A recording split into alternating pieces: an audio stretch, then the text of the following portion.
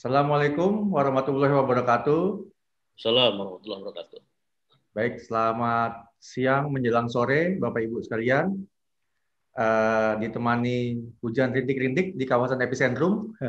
Pada siang menjelang sore hari ini, kita berjumpa dalam klinik pengadaan, ya khususnya membahas permasalahan-permasalahan pengadaan barang jasa, ya Bapak Ibu sekalian ya. Kebetulan pada kesempatan eh, talkshow hari ini, Bapak Ibu sekalian, eh, yang diinisiasi oleh di Kedeputian Bidang Hukum dan Penyelesaian Sanggah, ada beberapa poin-poin yang akan rutin kami sajikan kepada Bapak Ibu, kita bahas. Eh, yang pada kesempatan hari ini kebetulan saya tidak sendiri, Bapak Ibu. Saya nanti ditemani oleh dua pembicara kita. Kebetulan dua pembicara kita ini juga orang yang ya kalau kita bilang sangat kompeten di bidang pengadaan, yaitu Bapak Direktur Advokasi Pemerintah Pusat, Bapak Aris Suprianto, dan ada Pak Iwan Herniwan sebagai Direktur Advokasi Pemerintah Daerah. Baik, sebelum kita menyambangi dua pembicara kita, izinkan saya menyampaikan Bapak Ibu sekalian bahwa Kedeputian Bidang Hukum dan Penyelesaian Sanggah sebagaimana amanat dari Perpres 157/2007 tentang pengadaan tentang LKPP dan perubahannya, salah satu adalah memiliki tugas memberikan saran, pendapat, ya, rekomendasi dalam permasalahan pengadaan, termasuk juga permasalahan hukum. Nah, karena dalam beberapa pelaksanaan pengadaan sering terjadi ya Pak Bu ya, beberapa terjadi mungkin butuh penafsiran, butuh penjelasan, dan kebetulan ya sesi talkshow hari ini kita akan membahas beberapa permasalahan yang sangat mungkin isu yang hangat lah. Baik, itu terkait dengan Kedeputian Bidang Hukum Sanggah. Selanjutnya kita akan mencoba menyapa ya Bapak Ibu sekalian dua narasumber kita, dua pembicara kita, Bapak Aris Suprianto dan Pak Iwan. Selamat siang menjelang sore Pak Aris dan Pak Iwan. Selamat siang Pak Imam. Terima kasih Pak Oke, Imam. ya, makasih Pak Iwan, Pak Aris. Oke, salam sehat Pak Iwan. Ya, alhamdulillah sehat nih.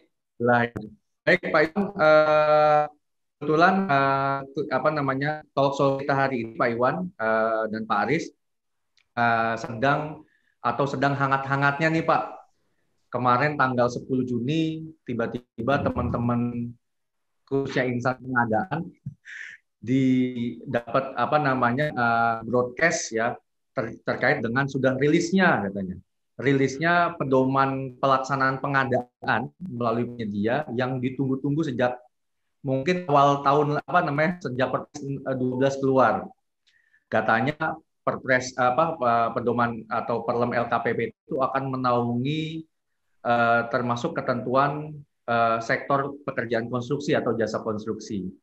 Nah, sayangnya Pak Iwan, Pak Aris, Perlem 12 keluar itu menimbulkan pertanyaan buat teman-teman insan pengadaan.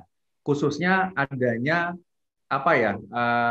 perbedaan antara diundangkannya peraturan lembaga tersebut dengan rilis di JDI-nya LKPP.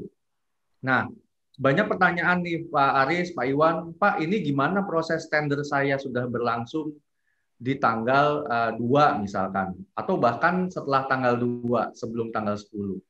Pak ini saya butuhnya cepat karena ada keterdesakan misalkan kebutuhan-kebutuhan tertentu. Nah ini sering menjadi banyak pertanyaan Pak Aris, Pak Iwan. Harapannya dengan adanya talkshow hari ini bisa memberikan pencerahan lah ke mereka atau bahkan juga memberikan kepastian khususnya supaya tadi dalam pelaksanaan pengadaannya tidak dengan adanya Perlem 12 tidak menghambat pengadaan barang jasa. Nah, mungkin untuk sesi pertama saya minta izin ke Pak Iwan ya, nanti lanjut ke Pak Direktur Pak Aris untuk mengulas juga ya kira-kira isu-isu tadi itu bagaimana nih penyelesaiannya lah, solusinya. Kalau begitu silakan Pak Iwan untuk kesempatan dan waktunya. Baik, terima kasih Pak Imam. Bismillahirrahmanirrahim. Assalamualaikum warahmatullahi wabarakatuh. Waalaikumsalam. Selamat siang menjelang sore. Tadi Pak Imam bilang ya. Terima kasih nih di tayangan klinik pengadaan yang perdana ini ya. Ini ada tagline-nya nih di belakang Mas Imam. Tingkatkan kualitas pengadaan untuk pemulihan ekonomi nasional ya. Jadi itulah yang menjadi spirit kita, Pak Imam, Bapak dan Ibu, para pendengar. Ya. Poin kita adalah bagaimana pengadaan barang jasa pemerintah ini tetap fokus kepada kualitas pengadaan serta dalam rangkanya pemulihan ekonomi nasional ya di masa penanganan COVID-19, pandemi COVID-19 ini ya. Itu yang menjadi momentum ya. Jadi spirit. Nah, terkait apa yang disampaikan oleh Pak Imam tadi ya, dengan terbitnya Perlem 12 tahun 2021 ya, yang tadi dipublikasikan secara resmi pada tanggal 10 Juni 2021 ini ya. Betul Pak Imam, ke saya itu banyak yang nanya baik secara formal melalui surat gitu ya. Baik ataupun melalui WA gitu, itu banyak sekali dari teman-teman di daerah ya. Sebagai Direktorat Advokasi Pemerintah Daerah, teman-teman Pemda mulai menanyakan nih, Pak, ini kan Perlemnya itu diundangkan tanggal 2 Juni. Kami tahu menerima publikasi resminya dari LKPP tanggal 10 Juni. Tuh. Bagaimana kondisi ini nih? Kami telah mengumumkan sebelum 2 Juni. Yep. Tetapi sekarang sedang berlangsung proses lanjutannya. Bagaimana dengan status proses pemilihan penyedia nih yang dilakukan oleh Pokja? Itu yang pertama yang ditanyakan. Nah, yang kedua yang ditanyakan, ini ada proses pemilihan penyedia yang sudah kami umumkan ya sejak tanggal 2. Ada yang tanggal 3, begitu ya. Dan bagaimana proses keberlanjutan dari proses tersebut? Nah, itu yang ditanyakan Mas Imam, Pak Imam. Ya. Nah, oleh karena itu saya izin share terlebih dahulu nih Mas Imam, barangkali bisa membantu penjelasan. Ya. Nah ini yang sering ditanyakan. Ya. Sudah tampak ya di layar? Jelas Pak. Oke. Ya. Nah, ini permasalahannya bagaimana tentang keberlanjutan proses pengadaan setelah penetapan Perlem 12 tahun 2021 tentang pedoman pelaksanaan pengadaan barang jasa pemerintah. Nah, ini kira-kira apa yang tadi saya sampaikan, beberapa poin pertanyaan tersebut, lingkupnya kalau kita buat di dalam timeline, nah kira-kira seperti ini. Ya. Ada pertanyaannya di sekitar fase pengundangan dengan publikasi resmi. Ya, kalau pengumumannya sebelum tanggal 2 Juni, ya tentunya isunya tidak terlalu banyak pertanyaan, sebenarnya hanya sedikit saja yang bertanya. Ya. Kalau pengumumannya sebelum 2 Juni, berarti sebelum pengundangan, ya tetap dilanjutkan ke tahap berikutnya. Ya. Gitu ya. Kemudian yang banyak ditanyakan, ini yang di dalam rentang waktu 2 Juni sampai 10 Juni. Ada beberapa daerah yang menyampaikan kami sudah mengumumkan 5-7 paket. Ya. Itu sudah satu daerah. Ya kalau 500 daerah lebih, ya berapa paket itu yang setelah diumumkan di dalam fase periode 2 sampai 10 Juni. Oleh karena itu, maka tentunya kita sesuai dengan tadi semangat kita agar proses pengadaan tetap berlangsung untuk mencapai kualitas pengadaan dalam penanganan ekonomi harus tetap berlanjut gitu, harus kita memberikan solusi. Oleh karena itu bagaimana opsi-opsinya, nah ini bisa Bapak dan Ibu lihat di dalam tayangan yang saya sampaikan ya. Nah, bila mana poin 1 misalnya, bila mana tender atau seleksi itu dilanjutkan, ya, itu ada 2 opsi, bisa tanpa adendum dokumen pemilihan, bisa dengan adendum dokumen pemilihan. Ya. Ya. Saya ingin menyampaikan poin yang pertama, ya. Bagaimana tender seleksi itu dilanjutkan tanpa adendum dokumen pemilihan, untuk syarat dan ketentuan seperti apa, gitu ya, kondisi seperti apa.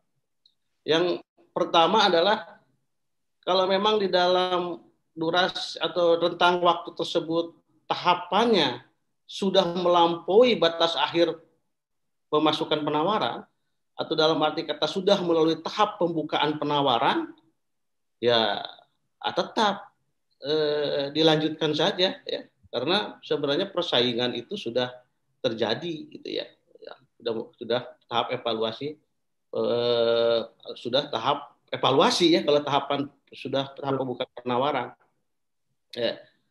Atau dalam kondisi memang kita tidak tetap dilanjutkan tanpa ada dokumen pemilihan, ya, kalau memang PA KPA memiliki pertimbangan yang objektif, gitu ya, bahwa memang ini tidak cukup waktu untuk melakukan pelaksanaan pekerjaan, ya, kalau itu dilakukan adendum dokumen pemilihan mengakibatkan terjadinya proses pemilihan yang memakan waktu sehingga berakibat atau berdampak pada kemungkinan tidak tercapainya pelaksanaan waktu pekerjaan sesuai dengan jadwal, ya. Itu silakan tanpa lakukan adendum dokumen pemilihan. Kemudian yang kedua adalah kalau memang ini juga banyak pertanyaan di daerah nih Mas Imam, Ya. Terkait dengan DAK, ya, itu juga saya kira ini ditunggu deadline, ditunggu tenggat waktu, ya. Nggak salah Juli itu harus sudah berkontrak. 1 Juli infonya gitu, 1 Pak. Juli, ya. Nah, untuk kondisi seperti itu tentunya ya dilanjutkan ke tahap berikutnya, ya, karena PA KPA juga tentunya memiliki pertimbangan yang objektif, ya, terkait dengan hal ini, ya. Jadi tidak memungkinkan dilakukan adendum karena akan berakibat kepada terganggunya tenggat waktu tanda tangan kontrak, ya. Jadi tidak memenuhi tenggat waktu kontrak, itu terutama untuk dana-dana daerah yang berasal atau bersumber dari dana alokasi khusus, ya. Itu Mas Imam yang dapat saya sampaikan. Kalau setelah 10 Juni ya ikuti saja ketentuan Perlem 12 2021. Jadi ini dalam durasi waktu yang sangat terbatas di tanggal 2 sampai 10 ini yang perlu ada solusi, ya, solusi sehingga pelaksanaan pengadaan dapat berjalan dengan lancar. Itu barangkali Mas Imam dari saya.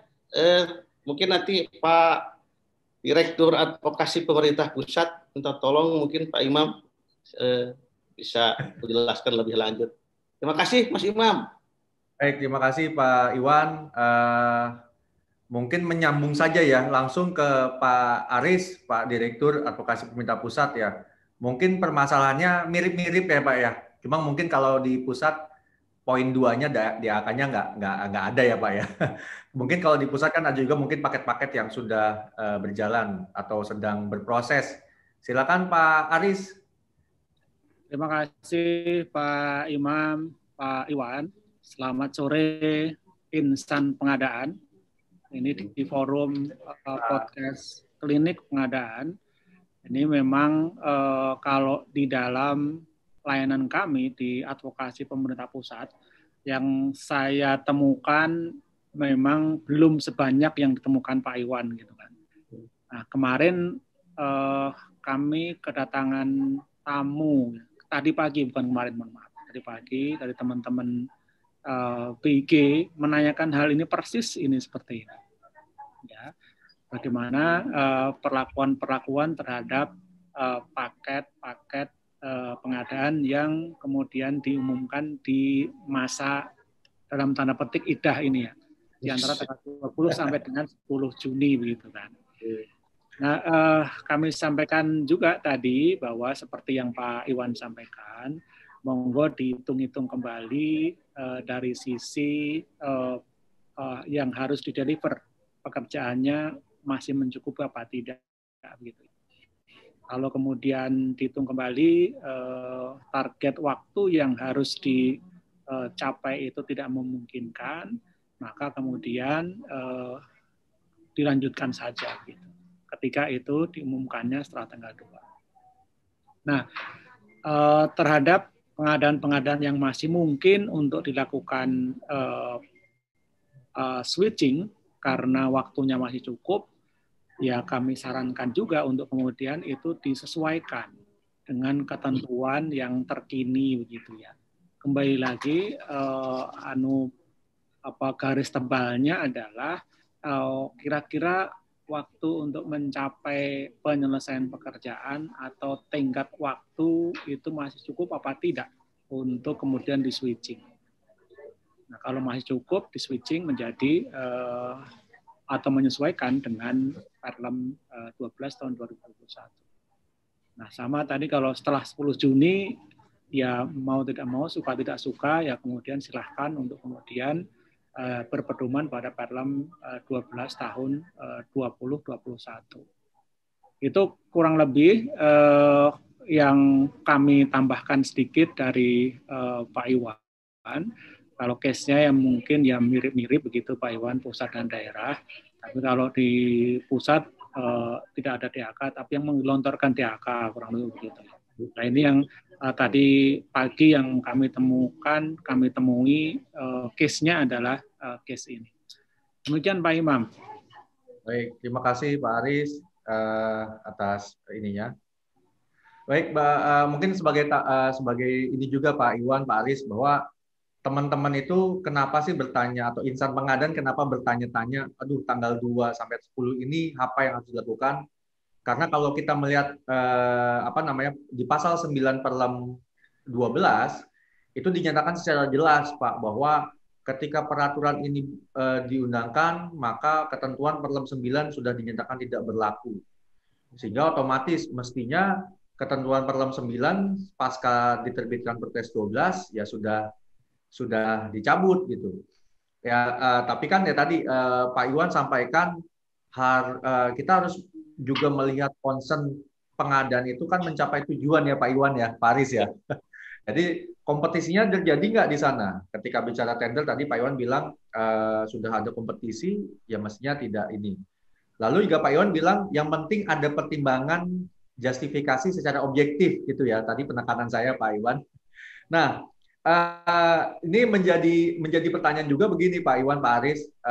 Ini kebetulan ada beberapa teman-teman juga yang bertanya, Pak Perlemnya kok tebel banget ya katanya. Kalau nggak salah ada teman-teman bilang hampir 5.800 lembar katanya. Gimana saya mempelajari 5.800 lembar ini Pak katanya, dalam jangka waktu singkat.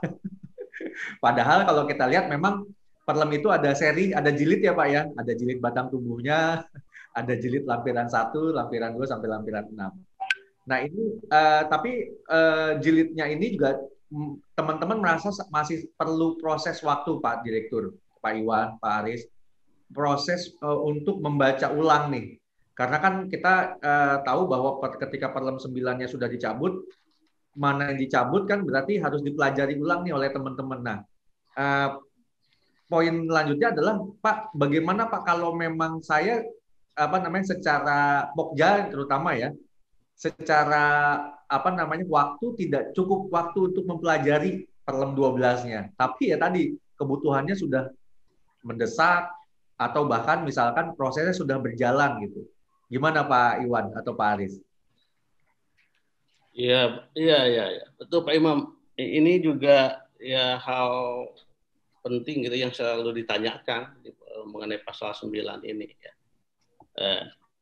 Tapi juga kita juga sebenarnya bisa melihat juga dari ketentuan surat edaran nomor 1 ya tahun 2021 yang disampaikan oleh Kepala LKPP tentang penjelasan atas pelaksanaan Perpres 12 tahun 2021 ya. Intinya kan proses pengadaan yang telah dilakukan gitu ya. Artinya ketika bicara proses pengadaan, tentunya bicara tentang dari perencanaan gitu ya, sampai dengan perencanaan pemilihan penyedia sampai dengan pelaksanaan kontrak. Nah, isu krusialnya adalah sekarang di isu perencanaan dan pemilihan penyedia.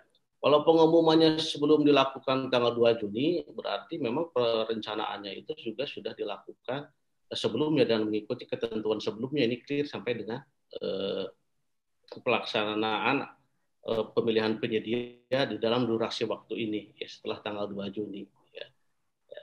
Tapi juga kalau bagaimana dengan kondisi yang tadi di tengah-tengah tadi, itu juga tentunya harus ada solusi. Ya. Harus ada solusi. Karena pada prinsipnya proses pelaksanaan atau pemilihan penyedia di dalam durasi ini, tanggal 2 sampai tanggal 2 setengah 10, pada prinsipnya adalah tindak lanjut dari perencanaan pengadaan yang dilakukan sebelum tanggal 2 Juni gitu ya. Oleh karena itu kita harus ada solusi jalan tengah untuk proses transisi ini ya. Poin-poin pentingnya adalah kita tetap cut off-nya adalah momentum batas akhir pemasukan penawaran. Gitu ya. Ya. Batas akhir pemasukan penawaran. Ya.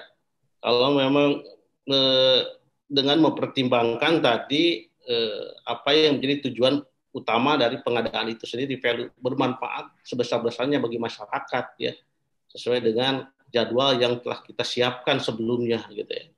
Nah, kalau memang momentum ini kondisinya adalah sesudah melampaui batas akhir pemasukan penawaran, berarti ke tahap pembukaan penawaran sudah memasuki evaluasi, berarti ini para pelaku usaha yang berminat memasukkan penawaran sudah mengikuti gitu ya, sesuai dengan ketentuan dokumen pemilihan yang ditentukan sebelumnya oleh Pokja gitu ya. Oke, kemudian juga tidak cukup di sana, tapi juga dilihat ke depan ya, ke depan itu kan berdampak tidak terhadap waktu ya. Kalau memang berdampak, maka tentunya ini PA KPA memiliki kewenangan untuk menyampaikan atau memiliki atau menyusun atau sebagai telahan pertimbangan objektif yang tadi saya maksud gitu ya. Ya, ini ya lanjutkan saja karena ini bicara tentang tujuan pengadaan. Tapi menurut pertimbangan PA KPA bahwa momentum tersebut adalah sebenarnya tidak mengganggu proses pelaksanaan pekerjaan ya, maka segera dilakukan perubah adendum dokumen pemilihan gitu ya, menyesuaikan dengan ketentuan yang terkini gitu. Itu momentumnya ya. Itu kemudian juga tadi penegasan kembali ya tentang ada kondisi-kondisi seperti kasus DAK yang deadline-nya sudah kita ketahui bersama, dan itu kalau kita tidak memenuhi tenggat waktu tersebut maka DAK tidak bisa dicairkan. Itu juga salah satu mungkin menjadi bahan pertimbangan objektif oleh PA KPA. Itu momentum yang demikian yang dapat saya jelaskan Pak Imam ya. Jadi hanya dibatasi pada durasi waktu tenggat ini. Terima kasih. Ya, baik, terima kasih. Mungkin Pak Aris? Pak Imam, saya mencoba melihat dari sisi yang lain, Pak Imam. Kalau tadi secara tersirat, Pak Iwan meskipun sudah menyampaikan, gitu. Nah, ini kan kemudian siapa kira-kira pihak yang kemudian menyampaikan, memutuskan ini lanjut apa tidak, gitu. Atas pertimbangan siapa. Gitu. Ini kan menarik ini.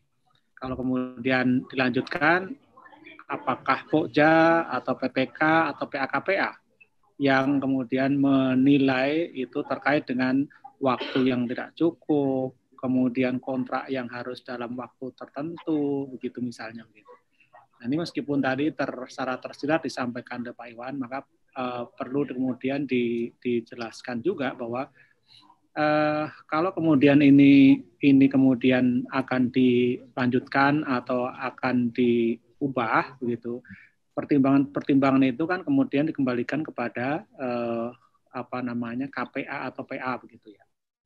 Jadi pertimbangannya tadi untuk memutuskan gitu apakah yang lanjut atau tidak, ini perlu pertimbangan dari PA atau KPA begitu ya. Sehingga kemudian pertimbangan terkait dengan capaian output, kemudian ada tujuan dari organisasi yang kemudian akan terganggu kalau kemudian itu tidak terdeliver pekerjaannya, itu kemudian bisa terjawab. Mungkin itu sedikit tambahan Pak Iwan, Pak Imam. Terima kasih. Baik, saya mungkin mengklarifikasi sedikit Pak Aris ya, tadi yang sampaikan Pak Aris kan menarik ya Pak ya, ketika butuh legacy ya Pak ya, siapa yang menetapkan terkait dengan apa namanya lanjut atau switching kalau tadi disampaikan. Kalau misalkan posisinya yang di nomor 1 Pak, mungkin nanti teman-teman biar lebih jelas juga. Poin nomor 1 itu kan ada poin A dan B ya Pak ya. Kalau misalkan posisi sudah di poin 1A Pak, apakah itu perlu penegasan lagi Pak? Misalkan tadi sudah buka penawaran nih, sudah masuk evaluasi, apakah perlu penegasan atau penetapan dari PA-KPA lagi Pak untuk posisi yang 1A? Atau memang 1A itu ya tadi penegasannya harus cukup 1B saja. Kalau yang 1A sudah given lah, sudah buka evaluasi. Gimana Pak Aris? Ya, artinya kalau kita melihat di dunia nyatanya begitu ya, kalau diumumkan tanggal 2 misalnya, pembukaan penawaran itu tanggal berapa sih begitu kan? Penawaran kan kemungkinan tanggal berapa Pak Imam? Berapa hari? 7 hari? 5 hari, 6 hari lah ya. 5 hari, 6 hari. Jadi kalau kemudian diumumkan tanggal 2, berarti kan tanggal 7 gitu ya. Sementara pembukaan penawarannya itu sudah dilakukan. Ini kalau kemudian kondisi demikian, maka kemudian karena memang prosesnya sudah terjadi begitu ya, artinya prosesnya itu sudah sampai menjelang untuk kemudian dilakukan evaluasi. Nah ini saya kira untuk yang kondisi A itu kemudian apakah perlu penetapan ataupun perlu pertimbangan dari KPA. Ini kalau kondisi A saya kira tidak perlu sampai ke KPA karena kondisinya sudah sedemikian jauh begitu ya. Kalau kemudian diubah lagi akan mengubah jadwal, kemudian juga tentunya akan mengubah target dari output yang ingin dicapai di awal. Mungkin untuk yang target terkait dengan DAK, kemudian tidak cukup waktu pelaksanaan pekerjaan, nah ini juga kemudian rasanya perlu meminta pertimbangan begitu ya dari KPA untuk yang poin B ini. Begitu mungkin kalau bisa ditambahkan, mungkin Pak Iwan punya pandangan yang lain atau cukup apa begitu? Monggo silakan Pak Iwan. Baik, terima kasih Pak Aris. Ya Pak, jadi kalau terkait dengan poin A, betul Pak, jadi itu sudah ada di ranahnya Pokja gitu ya Pak. Itu saya sudah clear karena prosesnya memang ada di mereka gitu Pak. Kalau nomor 2B ya betul tadi dipastikan bahwa harus mendapatkan pertimbangan terlebih dahulu dari pengguna anggaran dan atau kuasa pengguna anggaran. Demikian Pak Aris, saya kira tadi penjelasan Pak Aris sudah sangat detail dan runtut gitu Pak ya. Ya. Baik, terima kasih Pak Aris, Pak Iwan. Saya rasa tadi penekanannya sudah semakin jelas ya Bapak Ibu sekalian, khususnya teman-teman insan pengadaan. Jangan sampai dengan adanya Perlem 12 yang 5.800 lembar menghambat pengadaan yang kalau tadi semangatnya dalam masa pandemi ini sebagai salah satu katalisator peningkatan ekonomi ya dalam masa pandemi Covid. Ya, walaupun dengan 5.800 kita tetap melaksanakan pengadaan dengan sebaik-baiknya gitu. Ada kebingungan, tadi sudah dijelaskan secara detail oleh pembicara kita, bahwa kalau proses pengumumannya sebelum tanggal 2, berarti kita masih mengikuti ketentuan Perlem sebelumnya Pak Iwan ya, Pak Aris ya.